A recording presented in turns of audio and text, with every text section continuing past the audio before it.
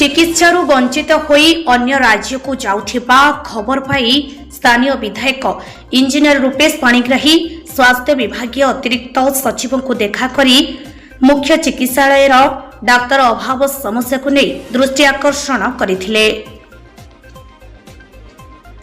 पारलाखेमुंडी सदर महकुमा मुख्य चिकित्सालय पारलाखेमुंडी ठारे अभावी डाक्तर समस्या रहिथिबारु जिलार विभिन्न अंचलरू आसुथिबा रोगी माने बहुत हैरान हरकत होई चिकित्सारू वंचित होई अन्य राज्य को जाउथिबा खबर पाई स्थानीय विधायक इंजीनियर रूपेश पाणिग्राही स्वास्थ्य विभाग सचिव को देखा करी मुख्य चिकित्सालय डाक्तर अभाव समस्या को नहीं दृष्टि आकर्षण करथिले।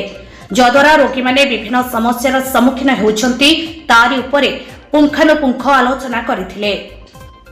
अतिशीघ्र निश्चिंसक डाक्तर शिशु विभाग डाक्तर अतिशीघ्र नियोजित कले अंचलवासी सुविधा पाई परिबे एवं एठाकू जो डाक्तर को नियोजित करा जाउछि सेमाने 15 दिनरू 1 मास परे विभिन्न आलो देखाई चली जाउथिबा नजर रहिछि।